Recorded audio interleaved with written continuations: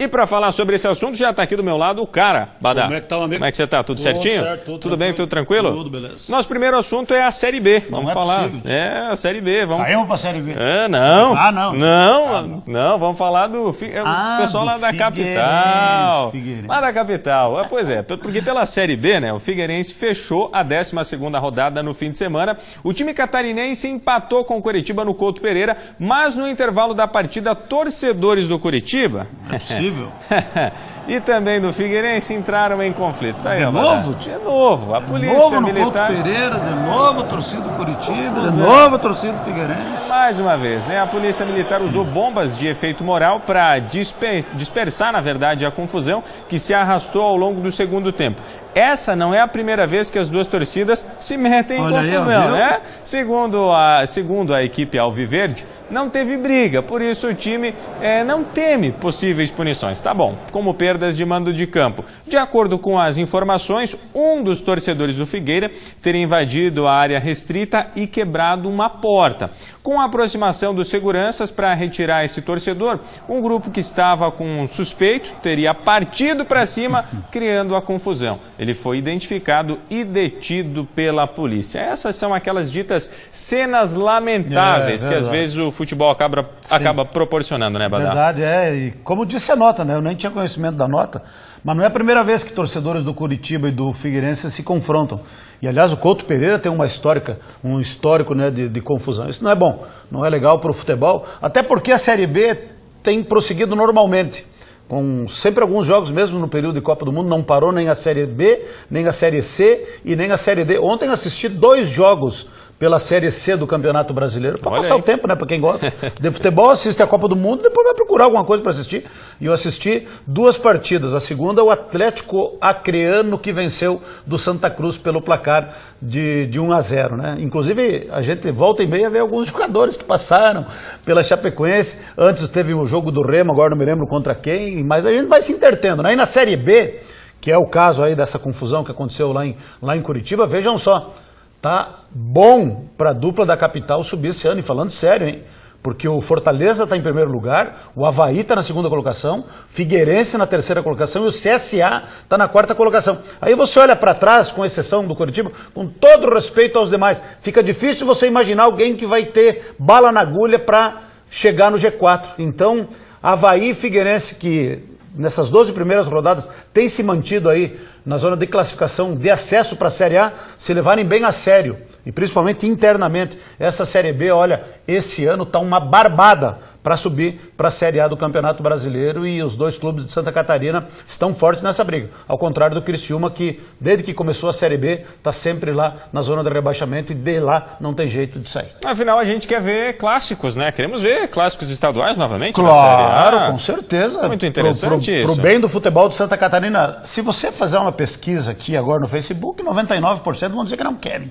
Que não querem clássico, querem apenas a Chapecoense na Série A. Para isso, a Chapecoense tem que lutar primeiro para se manter. Claro. Né? Porque a gente tem falado com muito orgulho, né, que esse ano é só a Chapecoense. Né, de Santa Catarina, chegamos a ter 4 clubes, né? Na época do Dr. Delfim de Pada Peixoto Filho, tinha Chapecoense, tinha Criciúma, Avaí e Figueirense. Me parece que eram esses. Né? Na Série A do Campeonato Brasileiro, 4 clubes.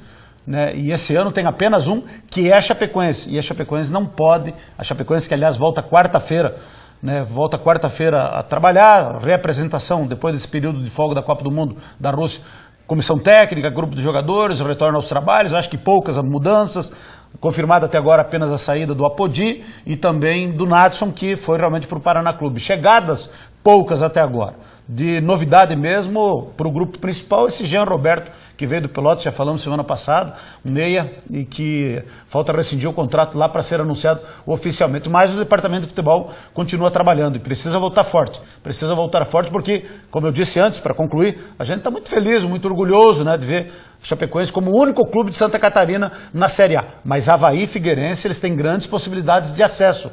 Que não aconteça a desgraça de no ano que vem nós ver algum outro clube de Santa Catarina, e se eles subirem Parabéns para eles e boa sorte para eles, mas o importante é a Chapecoense permanecer. E aí depende única e exclusivamente da própria Chapecoense. É isso aí. E agora a gente vai conhecer um talento aqui da região, que está se destacando na Europa.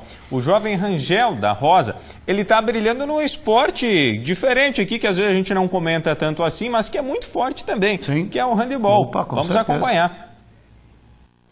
Olhando a garotada treinar, Rangel lembra de quando a história dele se cruzou com o handebol. Começou na cidade de Ceará, com a professora Canhota. Comecei com 12 anos lá e acabei gostando, tomando gosto pelo esporte e acabei tomando isso com a minha vida.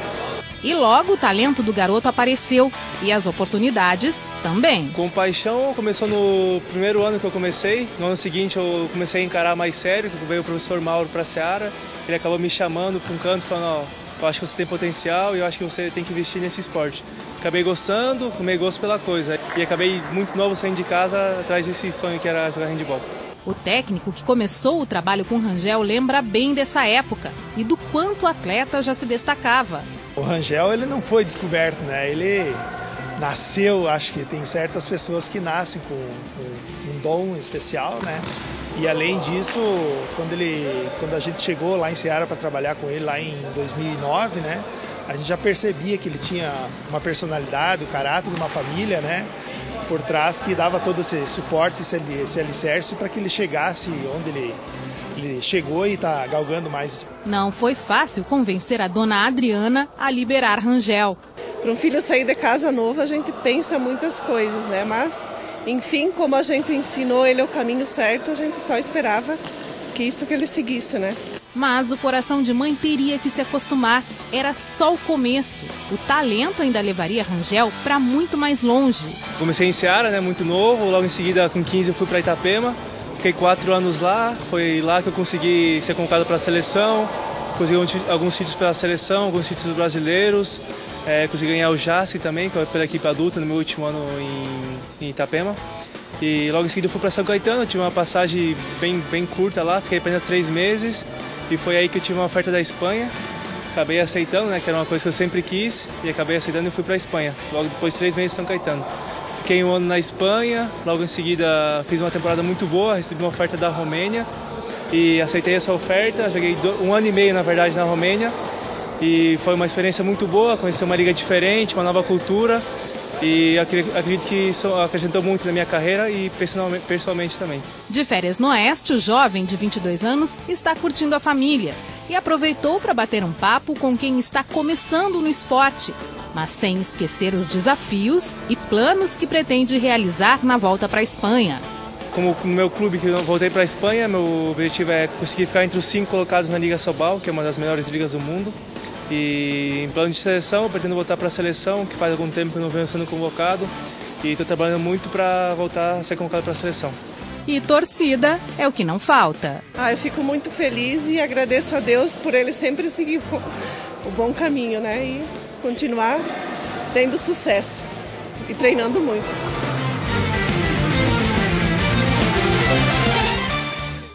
Parabéns para o Rangel, sucesso, e é muito bacana essa interação com a criançada, porque eles precisam ver alguém, né, para se inspirar, claro, né? E dizer, não, eu quero chegar lá como ele chegou. Sim. E isso é muito importante, quer dizer, acaba fortalecendo também esse trabalho feito na base, que é tão importante nas escolinhas, né? Claro, não, sem dúvida. O handebol aqui de Chapecó já foi uma referência em nível nacional e até internacional, né?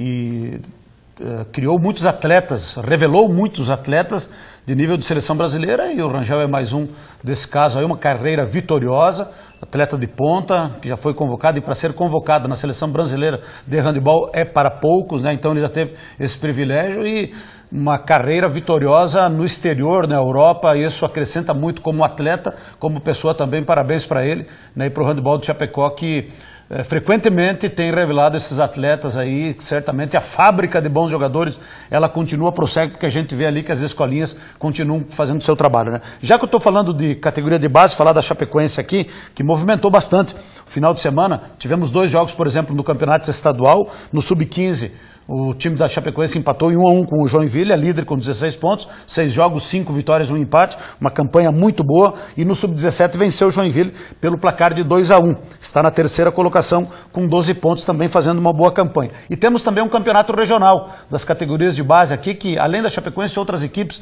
daqui de Chapecó participam, como é, por exemplo, o caso da Escolinha do Grêmio, que também está fazendo um trabalho bacana, já são 400 atletas inscritos nas categorias de base da Escolinha do Grêmio aqui, e que garantiram vaga para as finais.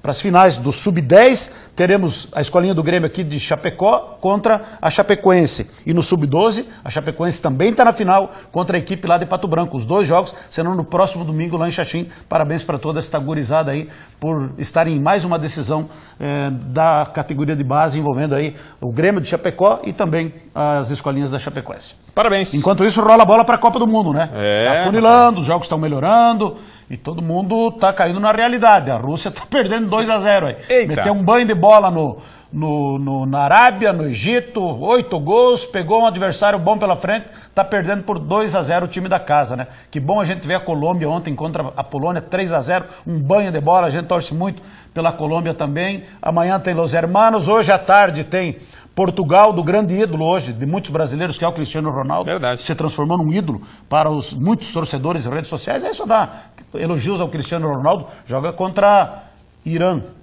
Cuidado, não brinquem com os iranianos, porque pode ser. E amanhã daí tem a Argentina, quarta-feira tem o Brasil, e assim vai, afunilando e troreando e peleando.